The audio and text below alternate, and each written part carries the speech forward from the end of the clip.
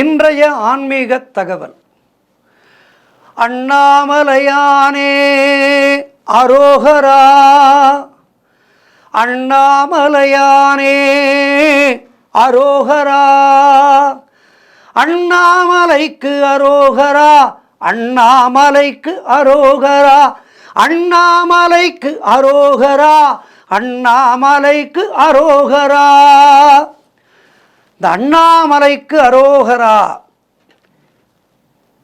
இந்த சொல்லை, அரோகரா என்கின்ற கோஷத்தை நாம் முருகப்பெருமானுக்கும் உபயோகிக்கின்றோம்.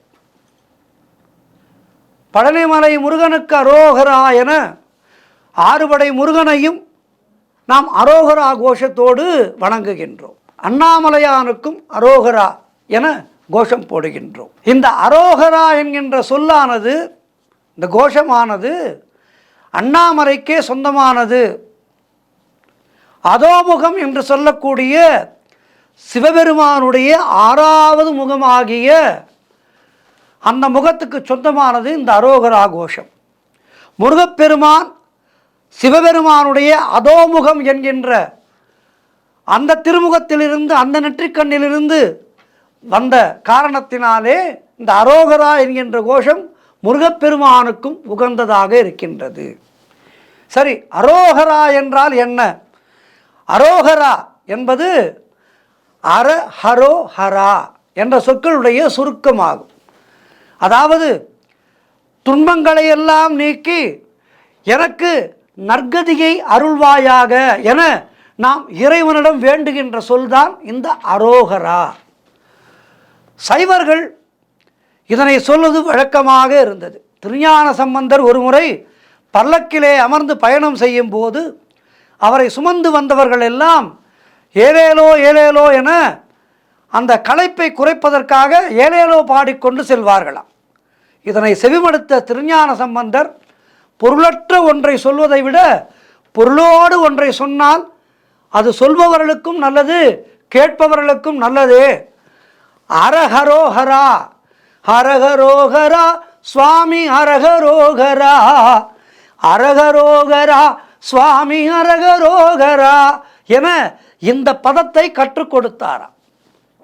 அவர் சொல்லிக் கொடுத்த பிறகு இந்த அரஹரோஹரா இந்த சொல்லை பல்லக்கு தூக்கிகள் சுமந்து பாட அது கேட்பவர்களுடைய மனதையும் லயிக்கச் செய்தது.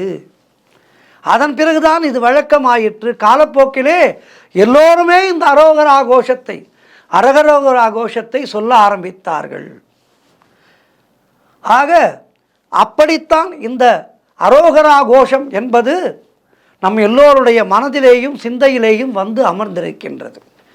எப்படி ஏழுமலையிலே கோவிந்தா என்ற கோஷம் போட்டால் அந்த பெருமாள் ஓடி வந்து நம்மை காப்பாரோ, அதுபோல இந்த அரகரோகரா என்ற கோஷம், அரோகரா என்ற கோஷமானது அந்த அடி நாபி கமலத்திலே இருந்து நாம் கத்த வேண்டும், சொல்ல வேண்டும்.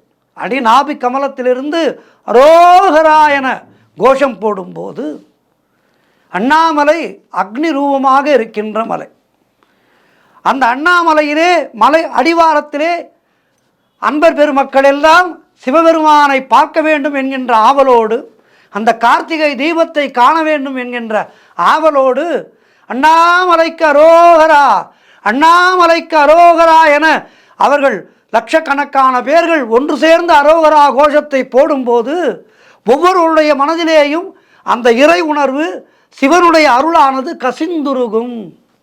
அப்படி கசிந்து உருகுகின்ற அற்புதமான மந்திரம்தான் இந்த அரோகரா என்கின்ற மந்திரம், இந்த அரகரோகரா என்கின்ற மந்திரம். இந்த அரோகரா மந்திரத்தை அனுதினமும் நாம் சொல்லி வர வாழ்க்கையிலே எல்லா விதமான இடர்பாடுகளும் அகன்று ஒளியானது நம்மை தேடி வரும். எப்படி கார்த்திகை தீபத்தை காணும்போது நம்முடைய மனமானது சிந்தை லயிக்கின்றதோ, அப்படி இந்த அரோகரா கோஷத்தை போடும்போது நம்முடைய மனமானது சிவ சிந்தனையிலே நிலைக்கும், முருகப்பெருமானுடைய சிந்தையிலே நிலைக்கும். அப்படி நிலைக்கும் போது அவர்களுடைய அருள் நமக்கு கிடைக்கும். ஆகவே இந்த அரோகரா என்பது ஏதோ வெறும் கோஷம் அல்ல, நம்மை புனிதப்படுத்துகின்ற கோஷம். அடுத்த முறை இந்த அரோகரா கோஷம் போடும்போது உள்ளார்ந்து சொல்வோம், அரகரோகரா சுவாமி அரகரோகரா, அரகரோகரா சுவாமி அரகரோகரா, அரகரோகரா சுவாமி அரகரோகரா, அரகரோகரா சுவாமி அரகரோகரா, அண்ணாமலைக்கு அரோகரா, ஆறுபடை முருகனுக்கு அரகரோகரா. நன்றி, வணக்கம்.